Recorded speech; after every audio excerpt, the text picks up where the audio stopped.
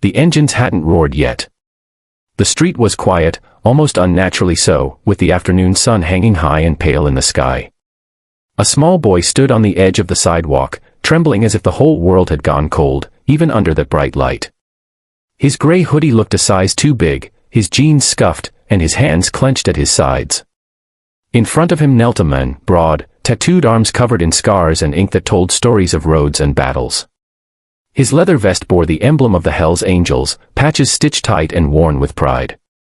His name was Ryder Hale, and behind him stood 5 of his brothers, men of iron and grit, each one silent, watching the boy as if they'd just seen a ghost.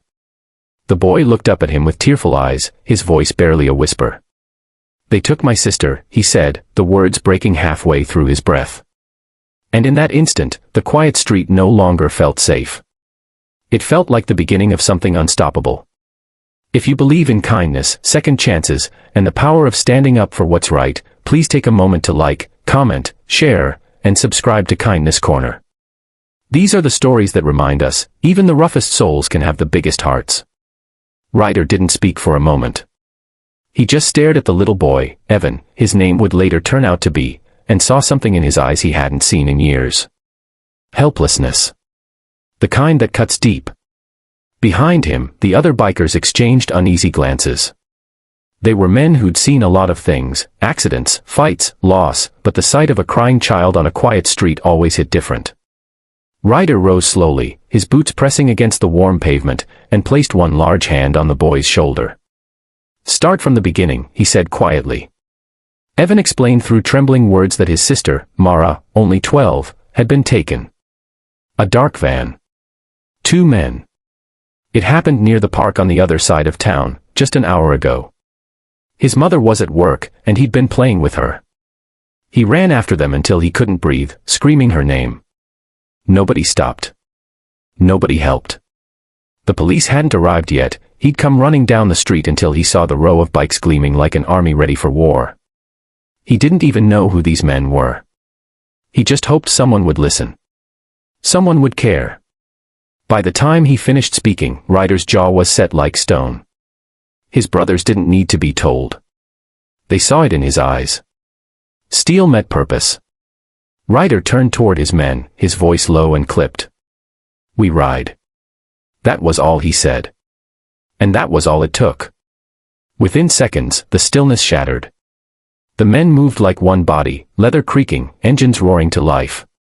The air filled with the thunder of motorcycles as Ryder lifted the boy onto the back of his own bike, strapping him safely. Evan's small hands clung to the man's vest, his heart pounding not from fear, but from hope. They took off in formation, the sound echoing down the neat suburban streets as curtains lifted in surprise. Mothers paused, gardeners looked up, and somewhere, someone whispered that the angels were flying again. They rode for nearly 20 minutes, weaving through traffic with a precision that only loyalty could produce. Ryder's contact in the area, a man named Vince, had eyes everywhere. Within moments, Vince called with a tip. A black van had been seen speeding past a local gas station on Route 9, heading toward the old industrial lots by the docks. It was a place the bikers knew well. Too many wrong things had happened there. When they arrived, the sound of the engines cut off like the ending of a drumbeat. The silence afterward was heavy.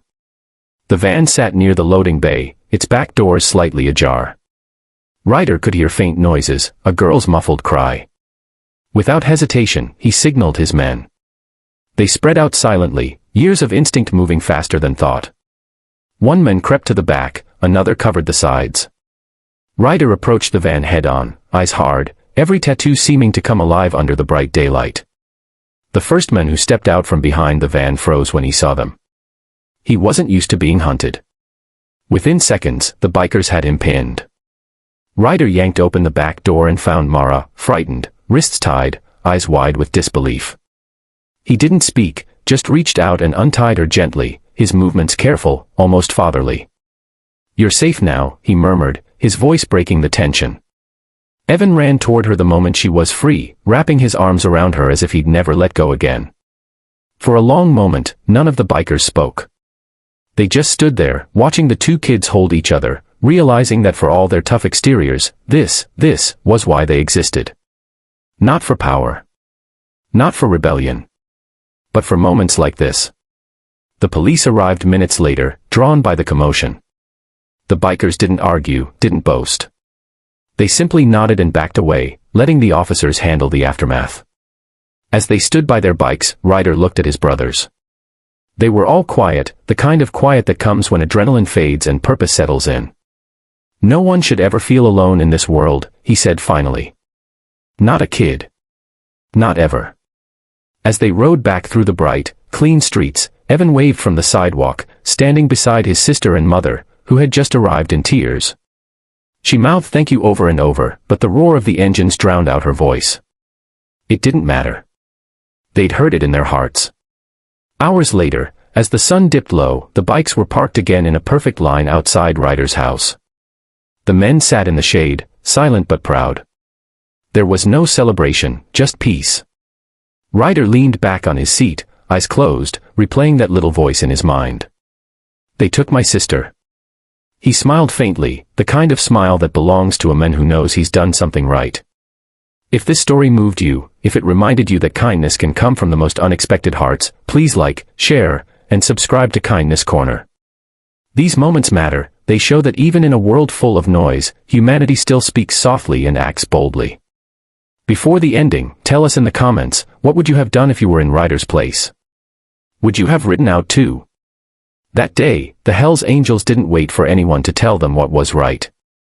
They didn't wait for headlines or applause.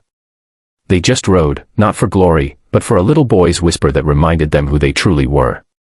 And as the engines faded into the distance, the world was reminded of something powerful: kindness doesn't always wear a halo.